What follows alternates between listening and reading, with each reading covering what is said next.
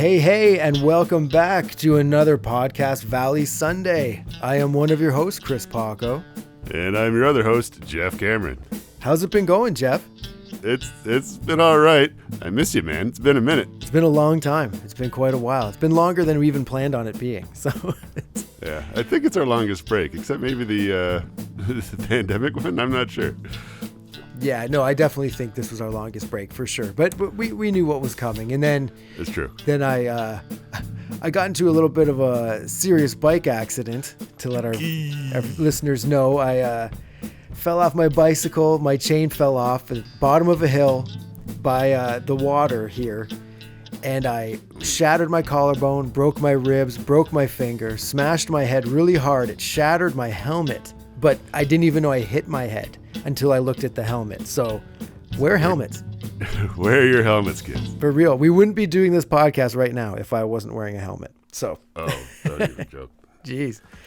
But yeah, no. So that happened to me this summer. Good times. And I know we said we were going to come back with the special head episode, but we decided we wanted to be together when we watched and did like our own kind of commentary to head. And we haven't seen each other all summer. That's for real. It's a bummer. And, but we will get to it. It will be spectacular. It will. We, actually, one of our listeners, our buddy Mike, who we've mentioned before, he made the Frodis Caper clip for us. Oh, yeah. He's in Pennsylvania, and they played head on 35 millimeter at a drive-in, which is my dream way of seeing head. And, for sure. We had like a correspondent there. Mike went out there. He talked to different Monkees fans, and it's pretty cool. He sent me the video, so those will be incorporated in our head spectacular. Oh, that's awesome. Yeah. So thank you again, Mike, for doing that.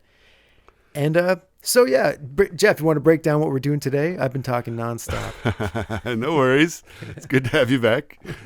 I'm glad you're one piece. Thank you. This could have been a very somber countdown. Yeah, it would have been. It would have been ridiculous and sad. So yes, as promised, we are breaking down the Randomatic Countdown that was delivered to us in tiny pieces of paper from the Wool Hat of Mystery throughout the series.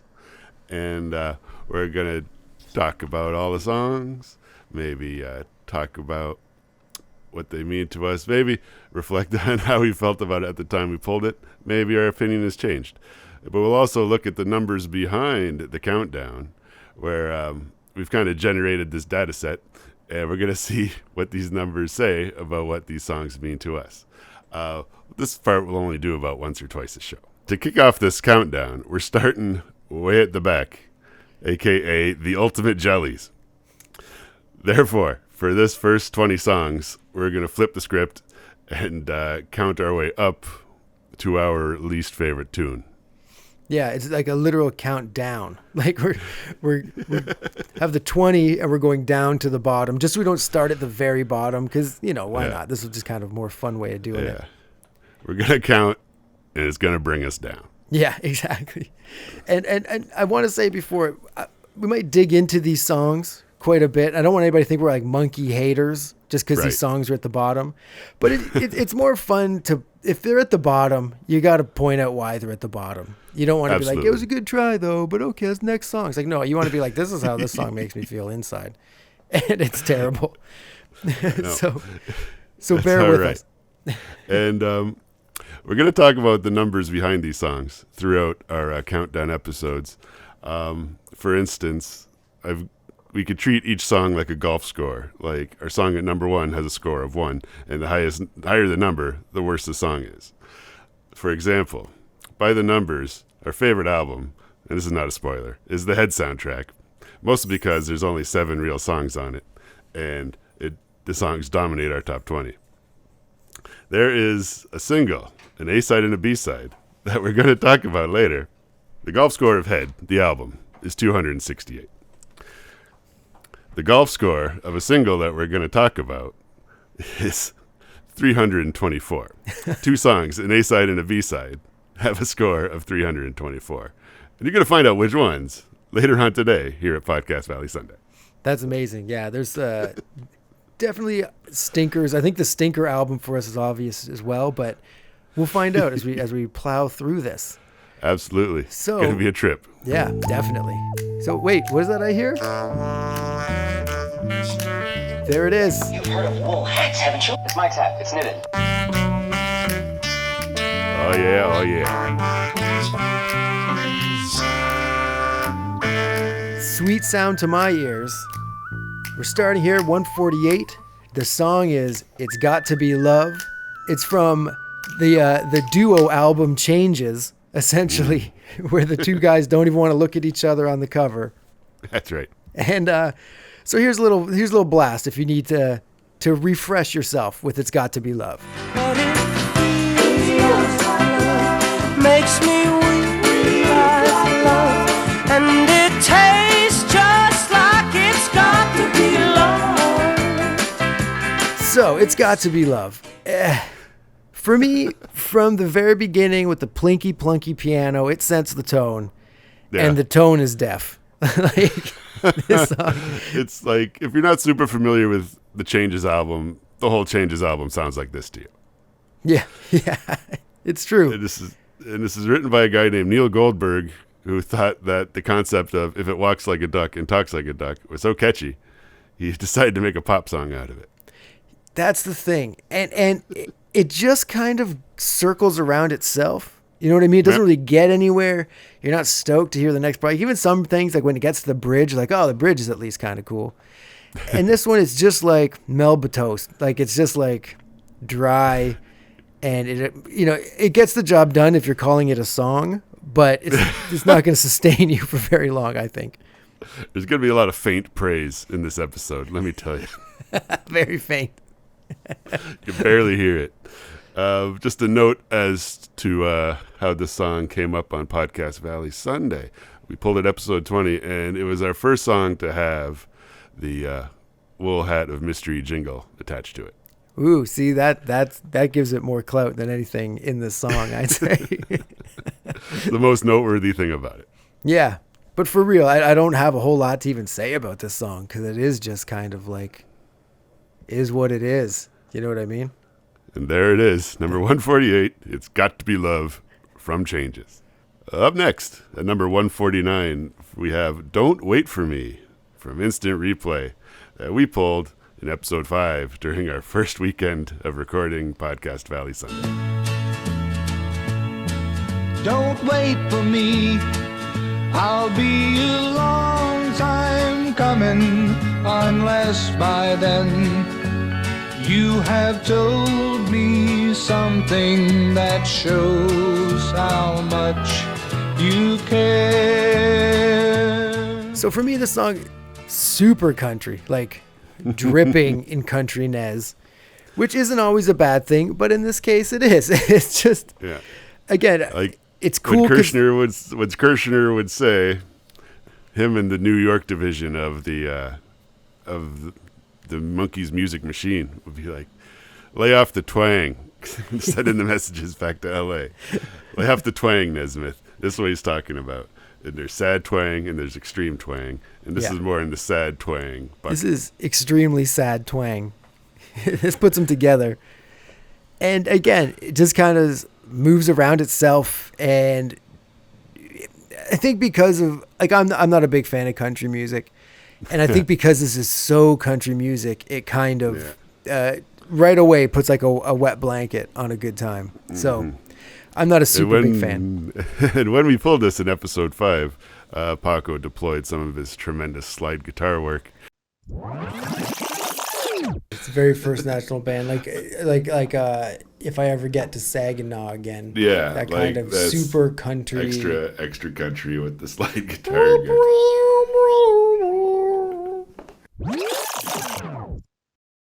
And another thing I like doing with these instant replay songs is picking out a lyric that can fit as a title of this colorful yet miserable album. And for Don't Wait For Me, that line is, so I guess I'll cry. Then I guess I'll cry. That could have been the title for instant replay. He's so distraught. He's like, I guess I will. I don't know. Like what else with a shrug. Like, yeah, like you saw it coming. So I guess I'll cry. Yeah, it's a great. That song's the best moment of the song because he puts a little spice on the guess. But yeah, so there you go. That's Don't Wait for Me, and we're not going to wait around for it, and we're going to move on right to number 150 here. It's My Life. It's now or never. Yeah, exactly. Whenever I see this song, I only think of the Bon Jovi version, which in itself is not much better than this version of the song. Nay. No. So here's a little taste of it, just to whet your whistles. It's my life, and I'm taking over now. It's my life, and it's time that I learned how. One thing we do have now on our YouTube page, Jeff put together the whole list. The whole Randomatic Countdown is a playlist on our YouTube. And one of the video you found for this, and the only video for it, because there isn't a video for it. Yep. It's just a bunch of extreme sports, just raging. Like some of these don't qualify as sports. They're just stunts. stunts. Yeah. But it's just like, why is this the visual for this song? Maybe it's supposed to be like you're up, supposed to be like, look what you're achieving in your life or something.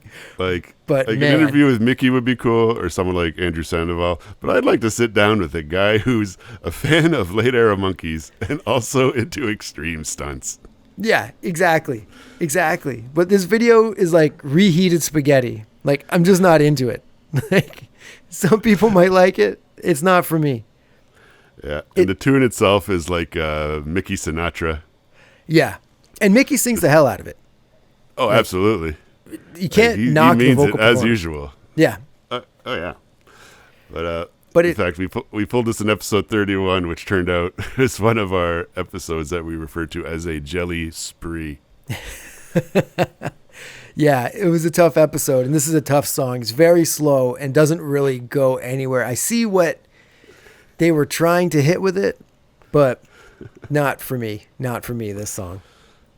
It's not very rock and roll, let's say. Not at all. Not at all. So sorry, but not my jam. So that's our number 150. It's My Life by Mickey Sinatra from Justice. That brings us up to number 151, and it's today's first appearance, and not the last appearance, of Sir David Jones. It is A Man Without a Dream, tune from Instant Replay, so you know it's a feel-good jam. And it was also the B-side to Teardrop City, which reflects our fondness for it as well. Now I'm a man without a dream. I've got a heart that has no home. All my senses are numb. Losing you, I've become a man without a dream. See, and I've got to say, when re-listening to this song is better than these other two songs we just heard. Like, to me at least. And I feel like it could be moved up in the countdown just because it's like, it's got swing to it. It's got a pretty melody. It's not a bad song compared to It's My Life. And Really? Don't Wait for Me. This flies in the face of the opinion of Paco from episode 9, where you declared the song schmishworthy. As a previous descriptive word for a Davy song, it's kind of schmish. Yes. It's a very schmish-worthy song. At the time it was, before it was surrounded by these other songs.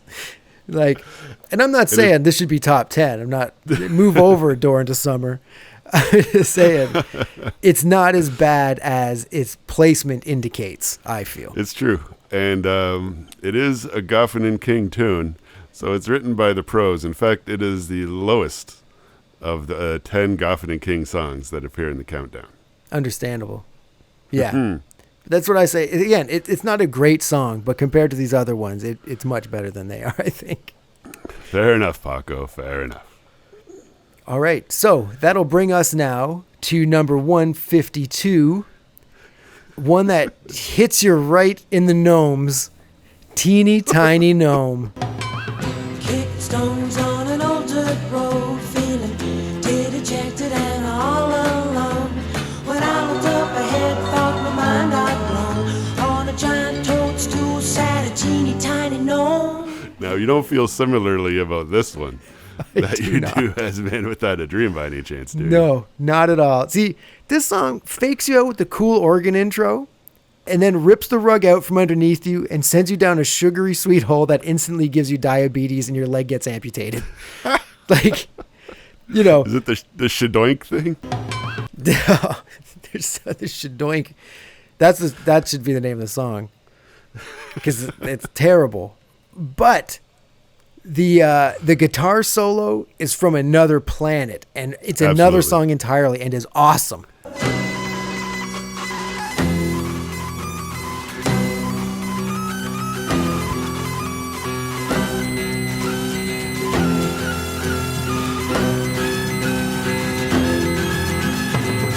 To the point, it's so otherworldly. It almost sounds like a keyboard through a distortion pedal or something. Like, yeah. It doesn't. You can't exactly place what it is, which is pretty neat. Yeah, and like, what is it doing? What's it doing in this song?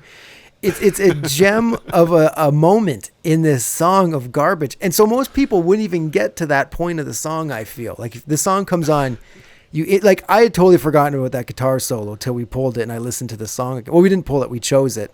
Yes, it was in our off-season Jelly special. Yeah. We talked about our least favorite songs so far. We thought it would be fun to pick a low song. Yeah. And of course, we both picked this. Without further ado, Paco, if you've picked out a Jelly, let's hear it. I have. Okay, my Jelly comes from Missing Links Volume 1. Uh-huh. It's and we don't know each other's jellies, so there might be a chance we picked the same jelly. Who knows? I'm starting to feel like it's the same Jelly. Oh man, really? Just hit it. All right, we'll count to 3. We'll say it at the same time, and if it's the same one, it'll be amazing. And if not, we won't put it in. Okay, go. Okay, ready? 1, Yes. 2, 3. Teeny tiny gnome. Teeny Tiny Gnome was never on an album. It was on Missing Links Volume 1. Mm-hmm. And so that's why we had to choose it, because we weren't going to pull it out, obviously. But man, I guess it holds up in its awfulness. You know what I mean? We're still talking about it today. Doesn't hold up with its awfulness. Teeny Tiny Gnome does. It lives up to how terrible we remember it being. There you have it. Teeny Tiny Gnome, number 152, here at Podcast Valley Sunday. Up next at number 153, another appearance by our man Mike Nesmith with Never Tell a Woman Yes. In a dusty caravan was a girl of a golden tan. She asked me if I was headed to the east. I politely stepped aside and said I did not need a ride, that I'd rather take my chances with the heat. Yeah, with this one, at least it doesn't lead you down the road with an awesome intro and then fakes you out. It hits you over the head with its annoying awfulness right off the bat. It lets you know exactly what you're in for. It's from Monkees Present. And we pulled it back in episode 4. Wow. During the first day of recording, where you thought it was Plinky Plunky, and you did a tremendous trombone impression. So this song is kind of like a Plinky Plunky, like, what kind of music is it? Like Dixie? Yeah, like Dixieland, bluegrassy.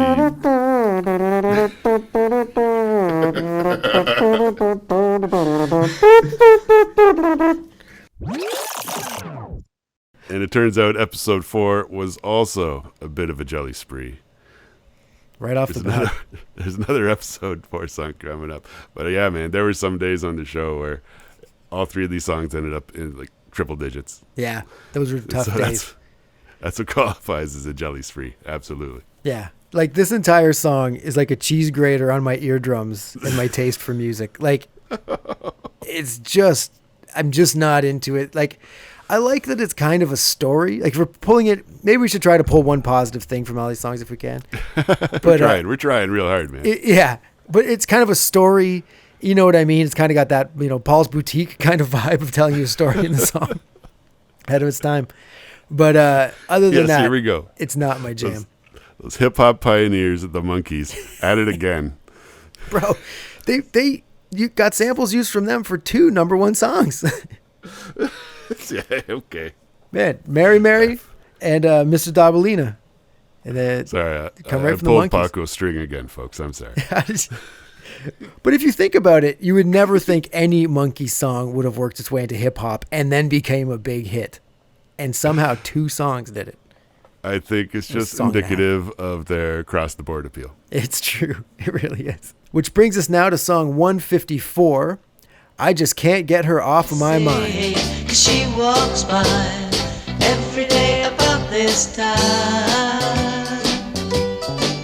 and I don't think I'll ever get her off of my mind. I Can't Get Her Off of My Mind from Headquarters, Davy Jones. Okay, it's not great by any means, but again, not worse than Never Tell a Woman Yes or It's My Life. I would said put this above those if we were redoing things. But again, we're so far at the bottom, it doesn't matter. It's like at the bottom of the ocean where the fish have evolved to not have eyes because they don't need them anymore. We don't need to have ears and opinions really about the bottom 20 and where they should go because it's the bottom 20. You're choosing your favorite piece of gum on the bottom of your shoe. Exactly. Yeah, exactly. And yeah, we pulled this back in episode 8, and it has proven to be our lowest Headquarters song. Definitely. And our first of 3 appearances from Tommy Boyce and Bobby Hart as the songwriters. And I got to say, Paco, I don't know if you noticed, our YouTube numbers always creeping up, even though we're not producing. The gang are listening. It's a lot of fun. But our top 5 songs, our top 5 episodes have hit 200 views. Do you know which ones those are? Which ones are those? There's your chat with Michael Nesmith. There's our first episode, Royal Flush. Wow. Our 2 Boyce and Hart episodes, Dolan's Jones Boyce and Hart episodes. Wow. And episode 57, Monkees Blow Their Minds. Really? It just hit 200, and it came out like 2 months ago. That's interesting. It's very interesting. I don't know why it happened like that. Yeah. Weird algorithms, I guess. But the second most interesting thing about it is, wow, those Dolan Jones Boyce and Hart specials are beloved for some reason. Yeah. Maybe it's because a lot of people also didn't really know much about them and like, oh, okay, let's hear it with these guys talking over everything and ruining my experience. And for some reason, people really like that. I guess there's not a ton of DBJ&H content out there. No, really isn't. So that's kind of cool. DJB&H. Yeah, you can also DJB&H. Did I say that right? on those episodes, you hear me laugh the hardest I've ever laughed on an episode when I bring up like, oh, they should do a reunion tour if this is a hit, and not even thinking anything. And for some reason, that hit me so hard. For real, oops. And these ones are the hits. They are one of the biggest hits. So missed There. opportunity. Amazing. That's I Can't Get Her Off of My Mind, sung by Davy Jones, written by Boyce and Hart, no Dolans. And that's number 154. At number 155, that's right, folks. Poo Poo Poolet is in the house. We got Secret Heart, folks. Yoy.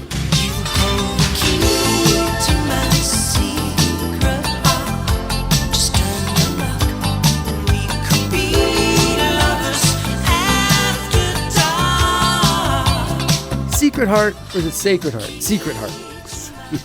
It's dripping with the 80s like crazy. Like this, like Poolet is dripping with the 80s, but Secret Heart is really dripping with it. But I will say the chorus is really good and really catchy. And again, I don't like the tune all that much, but a good chorus is a good chorus. And it hits me a little bit. But that's the best I can really say about it. Mickey again sings well on it, but on Poolet, it's just such a weird, overproduced record that it's everything sounds a bit weird. It's a product of the time and the equipment available, and it's just what stuff sounded like. Yeah, and it is what it is. And I remember one of the Facebook Monkees groups shared it. Say, hey, dig this old tune from Poolet, kind of rare. And someone's like, who's that woman singing the song? It's another comment tried to be, that woman is Mickey Dolenz. When we pulled it, it was episode 12, and this is when you deployed your rendition. I don't know how we got to it, but this is when you sang D.W. Crotchburn for the first time. Wow. So listen here, Secret Heart. Is that better than D.W. Washburn? DW crotch burn. How did it take this long?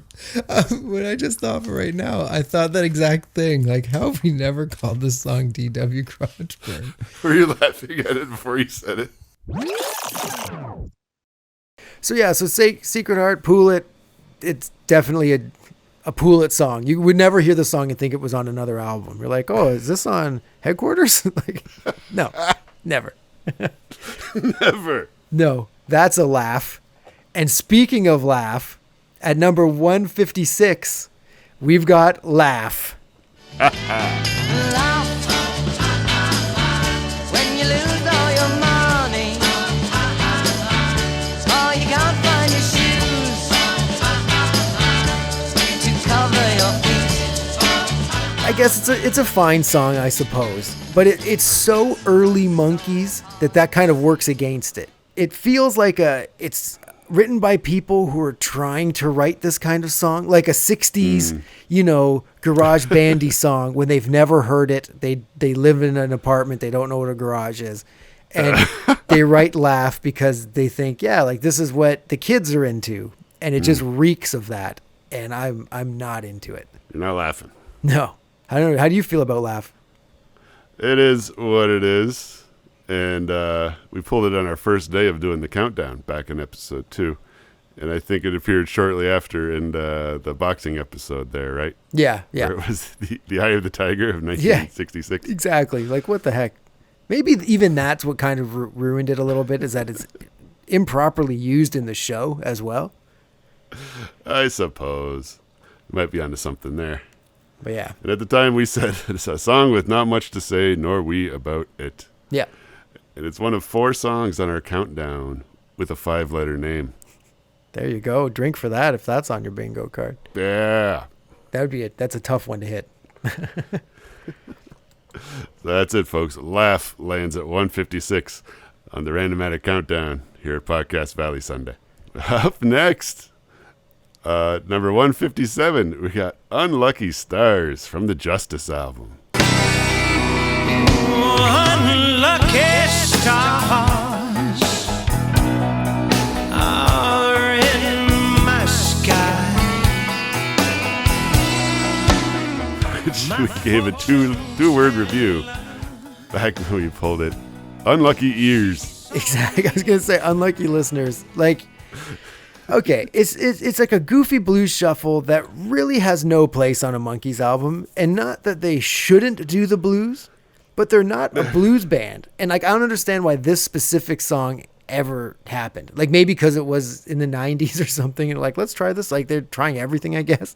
But I guess it's an unnecessary song in the Monkees catalog, 100%.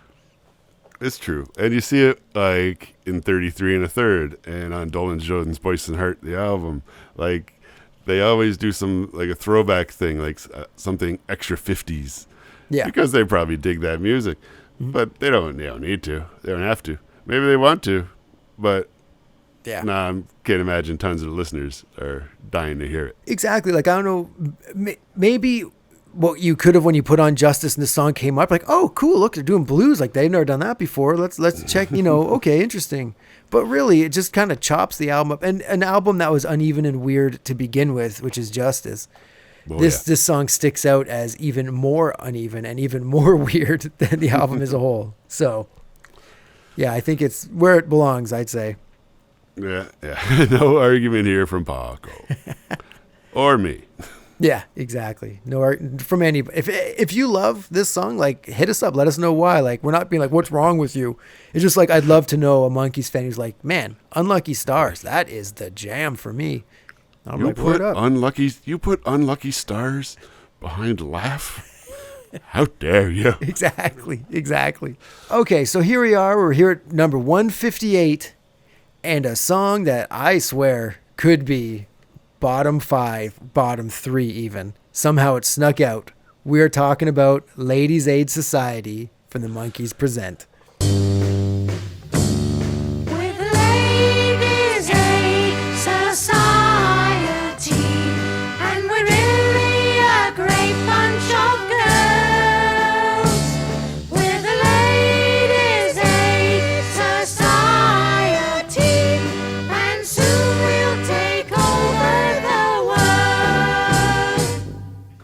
don't know how it crept all this way up to the number -10. Yeah, it got lost in the shuffle somehow. And I guess it's good that it kicks off the bottom 10, but it should be much deeper down. Because, okay, Ladies Aid Society, there isn't 1 second of this song that doesn't make me want to give up listening to music forever. Like, because if music could create something this awful, I don't know if I want to subscribe to it and encourage such a thing that would create this. Like, this is nails on a chalkboard while somebody's scraping a fork on a plate while someone's poking you in the eye and giving you paper cuts on your gums. Like, this song, I can't even believe it exists. I've got to be honest. And I apologize. I can't even pull out, but it does have, no, but it doesn't. It's awful all the way. Oh, man. Folks, Paco's got a stack of index cards about this song you wouldn't believe. He's going through them right now. I'm bright red right now. he's furious. It's from Monkees Present, written by Boyce and Hart, if you can believe it. And it's still not our lowest Boyce and Hart song. We pulled it somewhat recently, episode 38, second season. But I don't know, maybe we're feeling generous that day or something, because, yeah, I could see this being behind a few of the songs we're about to talk about. Definitely. And again, if you dig this song, hit us up, let us know like what you find in it, because I don't find it. It's that rotting Easter egg you find at Christmas, like it was not found.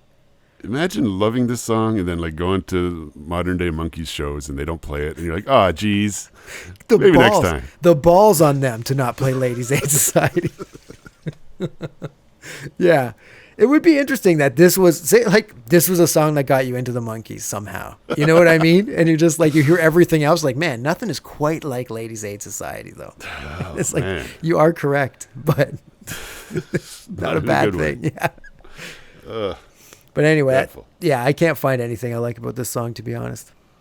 There you have it. 158, Ladies Aid Society. I guess it should have been lower.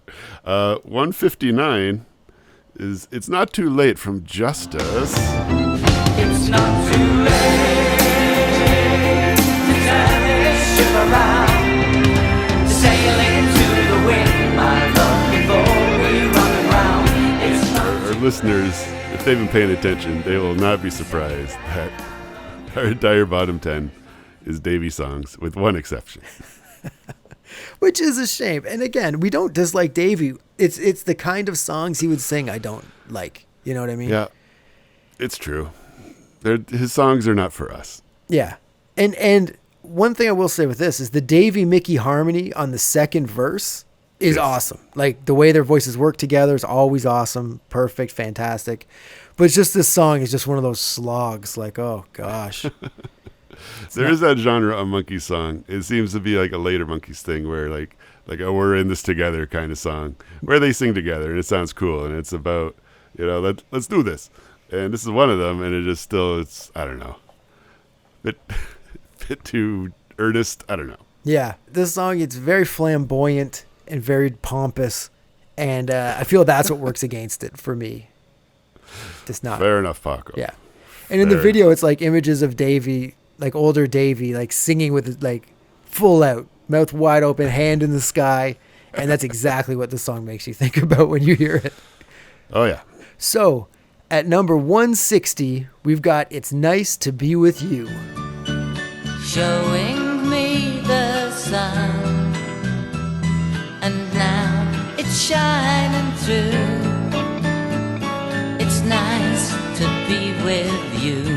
It is the B-side to D.W. Washburn, and that is our chunk of vinyl with the golf score of 324. Well deserved. Well deserved. And I'm not sure anybody noticed, but we pulled this song twice from the hat. Yeah, we did.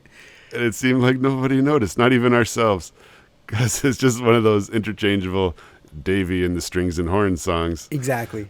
The second time we pulled it, you mentioned how the Mario-ness of It's a Nice to Be With You. It's a nice to be with you. That's the only thing I remember of this song ever. It's a nice to be with you. And then you're Yeah, playing you see, Mario Kart. folks, in the Zoom era of Podcast Valley Sunday, for a while there were two hats. And we had to, one of us would pull a song from the hat, and the other guy would have to fish it out. And I guess at one point, we pulled It's Nice to Be With You, and the other one of us left it in there for some reason. Yeah. We were like, I don't think that was high enough. I'm going to leave it in here, and we pull it out again. Give it a better Let's place. bury it later. Yeah. Yeah. But again, Man. it's a nice song, I guess. You know what I mean? It's not like it's Ladies Aid Society, but which is weird because it's above it. But it's like, you know, it doesn't go anywhere. It doesn't do anything for me. Boring, but good instrumentation. You know what I mean? It's just like, all right, it's a song in name only, essentially. And it's nice to be with you. It's really pretty vague. Yeah. It's all the AAA rhyme schemes is rhyming you with blue, and it just, I don't know. Yeah. Meh. It seems very low effort. Definitely. So let's stop putting effort into this review of it. So there we go. As number 160, It's Nice to Be With You, the B-side to D.W. Washburn. And up next, we have 161, Don't Listen to Linda. Don't listen to Linda, or you end up like me. For me, essentially, same complaints as like Nice to Be With You and Laugh. Like, sounds like people trying to write a pop song that gets sold. It feels more like the album cover of more of the Monkees where they're wearing the J.C. Penney clothes. Just like bland and embarrassing. You know what it is? It's like when someone who's just learning how to write songs writes a song that they think is great, but it's the second song they've ever written in their life. So it's a structured song, but it just feels like, yeah, okay, you just like a paint by numbers kind of song. That's what Don't Listen to Linda feels like to me. For real. And it's interesting to note that I believe Linda is Davy Jones's wife's name from back then. Interesting. Don't listen to Linda, babe. She's not my wife, man. Don't listen to Linda. For real. She's my secretary. And we pulled this near the end in episode 49, and it is our lowest charting Voice and Heart song, which, you know, we could flip this with Ladies Aid Society. I don't think anyone would complain. You know what I mean? 100%. Definitely this is better than Ladies Aid Society. But you could say that almost all the way to the end. But I mean, would you put Ladies Aid Society below our next tune, Paco? I would. Well, let's just say right now, our next song is Moving In with Rico from Pool It. She's moving in with Rico, everybody's hero. She's moving in with Rico, and she don't need me no more. See, this goes also with Unlucky Stars.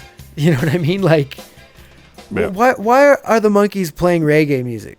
You know what I mean? I almost want to blame Sting and the Police for this one because everybody was doing reggae music because of the Police in the mid 80s.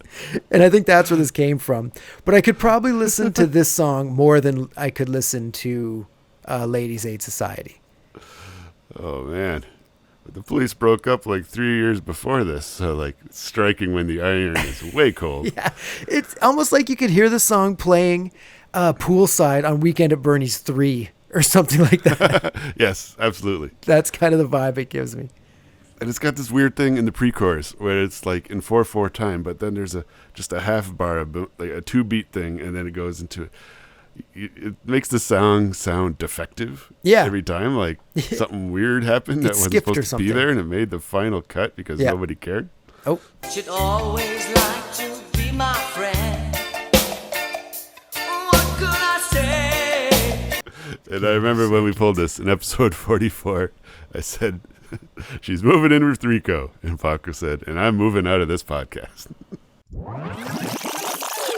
Oh my, she's moving in with Rico, folks. and I'm moving out of this podcast. She's moving in with Rico. It's a song that's there, and it's on the only album this could be on is Pool It. So out of the Monkees catalog. So I guess it's where it needs to be. It's rough. Yeah. So that's under number 162. She's moving in with Rico from Poulet. And of course, sung by Sir David Jones. Up next, number 163 is The Girl I Left Behind Me, a.k.a. the song we left behind us. Down inside I feel alive, but this time, girl, I won't be back. And years from now I'll turn around and see the girl I left behind me. For me, this song, it's slow, forlorn. It builds you up just to get to like a zippy, like off-Broadway TV opening credits kind of bridge. And that's really it. Like, again, we're coming to the very bottom now, so it's hard to find positives about these songs. But again, it's sung well. You know, it is what it is. And it's a Neil Sedaka song. Like, it's from the Brill building of professional songwriters. But we just don't, sometimes the hit's not there. But yo, if Neil Sedaka was singing it and you're a Neil Sedaka fan, you'd be like, yeah, no, all right. Girl Left Behind Me, that's on the record. Sounds like Neil Sedaka. But if you're listening to the Monkees and you're hearing Neil Sedaka, it's like, I don't know. I'd rather hear something that's not The Girl I Left Behind Me. Uh-huh. But, and just in keeping with our instant replay retitling theme, a few tracks ago we did Don't Listen to Linda, and the title for instant replay that came off of that album was Loser of the Year. A line you could use for the title of instant replay from The Girl I Left Behind Me is picking up the pieces of my life. There you go. That would hit on so many levels. And it's all sad and unhappy. Which now brings us to number 164. The Day We Fall in Love. But you'll understand when I say them to you, 'cause they'll come straight from my heart. On the day we fall in love, you and me. On the day we fall in love. What is this song doing on a rock and roll album? Like, this song is just, what is it doing here on this? It's more the Monkees, right? But, like, just think, you got the show. I guess it is just for the Davy Jones fans, like the young girl fans. And it's like he's talking directly to them, and they get to have their first blush of womanhood while listening to Davy Jones on their parents' stereo with headphones on. Paco! Let's keep it clean here. It just said first blush of womanhood. They first like, oh, okay. Just joshing with that. But yeah, I have nothing but contempt for this song. Yeah, like we said at the time when we pulled it, this is why the CD was invented, so you could skip it quickly. Exactly. Yeah. First person heard this is like, we need better technology. I can't get through this quick enough.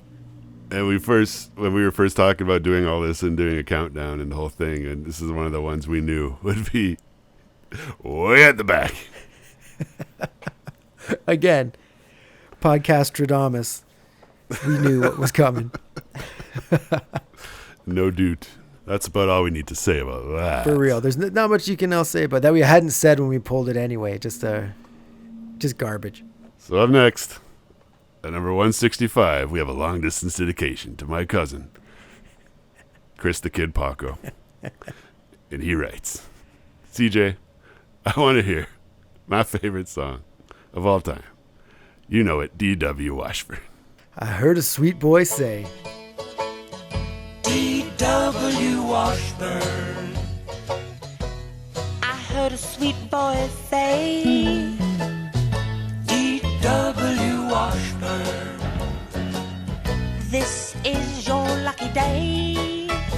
oh man, I can't say anything new that I haven't said before about this song. I remember when we first came up with the idea of the countdown, I was like, oh, D.W. Washburn's bottom. Like, there's no other song I see. This and like Ladies Aid Society are the right two sides of the same coin. Yep, and we pulled it on the second day of the countdown back in episode 3. It was early. And I think we even said like, well, we have our bottom. And the fact that it isn't the bottom of the countdown still blows my mind. that we found two other songs we think are worse than this song. It says a lot about the two songs we found after the fact that snuck under Yeah. D.W. Washburn, which D.W. Washburn itself was the last top 20 single of the classic Monkees era, which is number 19. And then it dropped like a donkey down the mine shaft right off the countdown in a matter of weeks. And that was it for the Monkees in the zeitgeist, I would say. Possibly due to the nature of this song. For sure, man. This is the one that sinks the ship. This is the iceberg right here. But there are people who really like this song. It's like I can get it in a way of like if you're into like Jim Croce and stuff like that. Like this song would be like, no, man, I like that song. Got my wine, feeling fine. It's like, cool. I get that you can get into that vibe of it. But to me, there's just something, there's that pee under the 10th mattress that won't let me get to sleep with this song. But yeah. And it flies in the face of like the psychedelic rock and roll that had been coming out from the guys. Yeah. And they're about to make the movie. And this just was an odd fit with everything else that was going on with them. Yeah, it's and I think when I heard it, like when you got the box set, I taped the box set, and I remember like around the time of hearing this song. First of all, it's near the end of the box set, which is just a bummer, all over the place. And I think it was just something was off everywhere when this song was in my earbuds, and yeah, I'm just not a fan. So I'll stop talking and throwing garbage on it. So there you have it. According to Chris Paco, D.W. Washburn is a bummer all over the place. You can put that on a t-shirt if you want to. Which now leads us to number 166. Below D.W. Washburn is I'll Love You Forever. I'll is in parentheses, just so it can be more pompous. You're my first love. You are my last love. You are my everlasting love. You are. If it would just love you forever, it'd be confusing. Yeah, I think we talked about maybe it was Davey looking in a mirror. Yes. It's his first love. It's his last love. You're my forever. That makes sense. Man. However, then the story emerges that it's about his daughters. Yeah. And like, that's pretty sweet. That's the... And you learn more about his family and how he's a good dad. Yeah, and his the kids saving love grace him. of the It's like, song. oh. Which is why it's not the very last song, is because it has that little story with it. But man... Like, your original review was something along the lines of, this is what you hear in the car with your grandma when she's driving you to the dentist. Some of these you clearly have no doubts about. This is one of them. I hate it. But if you look on YouTube, the comments, people were like, this is my favorite song. It reminds me of the 80s. I was driving with the top down. And I'm like, what were you driving with the top down? Blasting I'll Love You Forever, man. Like, come on. To put on like Cuddly Toy or something. But yeah. Yeah, it's a banger. Yeah, it is. But yeah, I'll Love You Forever, parentheses, I'll. Just sums up Pool It for me in a big way. Our ultimate jelly here at Podcast Valley Sunday, number 167. The literal bottom of the barrel. Also from Pool It. Counting on You. Oof. Sung by Sir David Jones. 1, 2, 3, 4, 5, 6, 7, 8, 9, 10. Tentatively, you put up the signs. I was kind of astonished and blindsided and bummed that we were able to find something that we were like, yeah, this makes Love You Forever sound like Run to the Hills. Christ. This song, Davey counting down feels like he's counting down to the end of my life because I just can't take it anymore. Like, Speaking of countdowns. It's so saccharine and heartfelt that it hurts in a bad way. Like, after 1 minute and 14 seconds, I thought I was almost over and realized there's still over 2 minutes left of the song. Like, Davey even gets bored and forgets to count. He just like lets it go after a little while. And again, the guitar solo actually makes the song worse. Like, the bottom two songs have the worst two guitar solos out of any Monkees song. I don't know, man. What do you feel about I'm Counting on You or just Counting on You? I'm I listened to it when we pulled it, and I listened to it yesterday when we were getting ready for this, and that's enough for me. Exactly. Like, again, it must have been an era thing. Like mid 80s had those ballady, super syrupy ballads and stuff like that. But this kind of just took it to another level because it's not like White Snake doing it or whatever the heck. You know what I mean? It's not the ballad on the Poison album. This is like the Monkees album. This is like the new age, The Day We Fall in Love almost. You know what I mean? Like, except now it's your weird uncle singing it instead of like the sexy guy from TV. It's like sub Michael Bolton. Yes. Kinda. There you go. Way too easy listening. Yeah. I guess it hits the mark of that type of song, I suppose. Like when they're in the like in the mixing room and they're doing it, like, yeah, okay, we got this one. But it's like the MILFs are gonna lose it at this reunion tour when Davey goes into this. But that wasn't a term yet. No, that's why it got coined just for this specific song on tour. Wow. I guess All the right. Cougs, maybe not quite MILF, but Cougs. But is it better than Ladies Aid Society, Paco? See, Ladies Aid Society is bad in almost like a cartoon, like a bad cartoon kind of way, and this is bad in like just it's just so, like you say, way too easy listening, super soft rock, like just like it's Nerf ball rock. It's how soft this rock is, because I'm counting on you to skip this song if it ever comes on. Well, there you have it, folks. And there it is. The ultimate Jellies from the Randomatic Countdown here at Podcast Valley Sunday. And once again, I will say, I know all we did this whole episode was just crap on these songs and make fun of them and stuff like that. But it really, I feel we love the Monkees enough that we can do that, and other Monkees fans will be like, I hear what you're saying. Like, if it was just somebody random, we put this song on, like, oh my God, this is so terrible. I'd be like, whoa, back off, man. Like, counting on you, like, yeah, it's bad, but you just shut up. You have no idea how good this could be at the other end of the countdown. But it's true. I feel like Monkees fans can get together and talk some sauce about these garbage songs. It's true. And like zooming out, I really like over half of these songs on the whole countdown. Like, oh, definitely. You're looking to low hundreds. Like, I dig that song. I dig that song. I dig that song. It's like, in terms of how many of a band's songs we like, the hit rate of the Monkees is higher than just about anybody else. Yeah, and when you first put the playlist together of the countdown, you started at the top and you said, man, I got pretty deep in before I was even thinking about skipping a song. Yeah. And I would say to our listeners, too, if you go to our YouTube page, Podcast Valley Sunday, go to the playlists and check it out and see how long you go. Put it on when you're cleaning the house or doing whatever you're doing, and see how long you get before you're like, okay, I can skip this one. And I guarantee you it'll be further down than you would have thought out of 168 songs or 167 songs. And in a lot of cases, I tried to grab like a demo version or maybe a live version of something or just something interesting if it was kind of a schmish tune. Yeah. Hopefully I could find something that kind of added another layer to it that I hadn't even seen before. And some of these videos were posted by our old friend Wool Hat One. Yeah, Wool Hat One. He was he or she was our first listener who was actually talking back and forth with us. Yeah, haven't heard from him lately though. And I forgot to confront Mike Nesmith about whether or not he was actually Wool Hat One. Because that would be a pretty good handle for... It would have been awesome. For Mike Nesmith barely trying to disguise himself. Yeah. woolhat1@yahoo.com is his first email address. That would explain why I haven't heard from him lately. Yeah. But anyway. True.